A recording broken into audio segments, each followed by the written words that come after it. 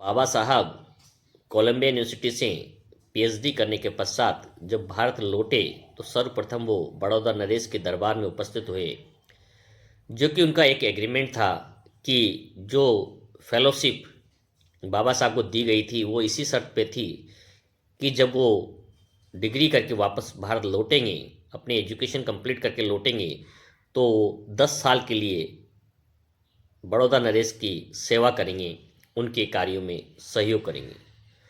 तो उसी एग्रीमेंट के तहत बाबा साहब सर्वप्रथम बड़ौदा नरेश के दरबार में उपस्थित हुए और उदारता का प्रतीक देते हुए बड़ौदा नरेश ने बाबा साहब की पोस्टिंग सेना के अंदर एक बहुत बड़े पद पर बड़ौदा के अंदर कर दी। उन्हें एक आलीशान ऑफिस दिया गया और उन्हें बड़ौदा भेज दिया गया। जब बाबा साहब वहाँ पहुँचे तो उनकी टेबल अलग कोने में लगाई गई और पानी पीने के लिए भी अलग से मटका रखा गया। उनके जो पियोन थे वो भी उन्हें फाइल दूर से फेंक करके दिया करते थे, मानो कि किसी अछूत व्यक्ति के साथ वो छूने से अशुद्ध हो जाएंगे, अपवित्र हो जाएंगे। तो बाबा साहब को बहुत अधिक दुख हुआ इस बात का कि मेरे जैसा एजुकेटेड व्यक्ति दुनिया के अंदर, यहाँ तक कि भारत के अंदर सबसे अधिक विद्वान व्यक्ति उस जमाने में वो थे, दो दो विषय में पीएचडी किए हुए हैं। इकोनॉमिक्स में इंडिया में पहली बार किसी ने पीएचडी की थी और ऐसे लिटरेंट व्यक्ति को इस प्रकार से अपमानित किया जाता है और सेना के इतने बड़े अधिकारी होने के बावजूद तो आम लोगों के साथ यहाँ पर कैसा व्यवहार किया जाता होगा। बड़ौदा के अंदर बाबा साहब को रहने के लिए कोई मकान नहीं मिला तो उन्हें मजबूरन नाम बदलकर एक पारसी सराय के अंदर उन्हें रहना पड़ा। लेकिन कुछ ही समय में जब पारसी लोगों को पता चल गया कि बाबा साहब अछूत जाति से हैं और उन पर निकलने का, अपना हॉस्टल जो सराय है खाली करने का दबाव बनाया गया और एक दिन का समय उन्हें दिया गया, तो उन्होंने अपने बाबा साहब ने बड़ौदा नरेश के जो सेक्रेटरी थे उनसे संपर्क किया। उन्हें कहा कि साहब मुझे यहाँ रहने के लिए कमरा कब तक मिल पाएगा, तो उन्होंने कोई उत्तर नहीं दिया और उस बात को समाप्त कर दिया। बाबा साहब ने अपने आसपास के अनेक मित्र थे जो उनके साथ विदेश से पढ़कर आए थे। दो हिंदू मित्र भी थे जो उच्च जाति से थे और एक पारसी मित्र था। उन्होंने तीनों से संपर्क किया, लेकिन दोनों मित्रों ने, जो हिंदू मित्र थे, उन्होंने अपने परिवार की परंपराओं का बहाना बनाकर बाबा साहब को अपने घर में रखने से इनकार कर दिया। उन्होंने सोचा पारसी व्यक्ति हैं, जो ईसाई हैं, हो सकता है इनके यहाँ किसी प्रकार जातिवाद न हो, तो उन्होंने अपने उस मित्र से भी संपर्क किया। तो उस फारसी जो मित्र था, जो ईसाई था, उसने कहा कि मित्र, हमारे परिवार भी कई पीढ़ियों पहले हिंदू परिवार रहा और बाद में हमने ये ईसाई धर्म ग्रहण किया, तो आज भी हमारे जो परिवार के मुखिया हैं, पुराने लोग हैं, जातिवाद को बहुत ही गंभीरता से लेते हैं और मुझे तो कोई आपत्ति नहीं है, लेकिन यदि आप मेरे घर में रहने लगे तो मेरे यहाँ के सभी नौकर चाकर काम छोड़कर चले जाएंगे। तो बाबा साहब ने कुछ नहीं कहा कोई बात नहीं है, और एक ऐसी स्थिति आ गई बाबा साहब को अपना शहर छोड़ना ही पड़ा और बड़ौदा के स्टेशन के बाहर सियाजी पार्क में आकर बैठते हैं और कई घंटों तक रोते हैं।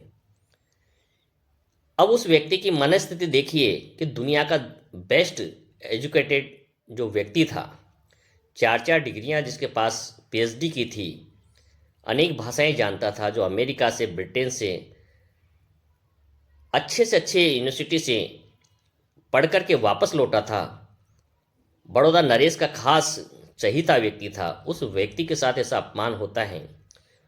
तो यदि हम उनकी जगह होते तो निश्चित रूप से वापस विदेश लौट जाते और अच्छे से यूनिवर्सिटी में प्रोफेसर बनकर अपना जीवन, शांति का जीवन, आनंद का आलिशान जीवन जी सकते थे। और बाबा साहब के लिए खुला ऑप्शन था कि जहाँ से कैम्ब्रिज विश्वविद्यालय से जो बाबा साहब आए थे तो वहाँ भी उनके पास ऑफर था प्रोफेसर बनने का।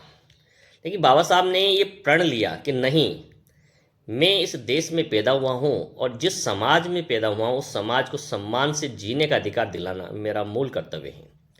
और मैं जब तक जिंदा रहूँगा तब तक इस समाज को समानता के लिए, इक्वलिटी के लिए, सम्मान दिलाने के लिए काम करता रहूँगा। और यही उन्होंने संकल्प दिवस के रूप में अपनी घोषणा की, जो 23 सितंबर को मनाई जाती है।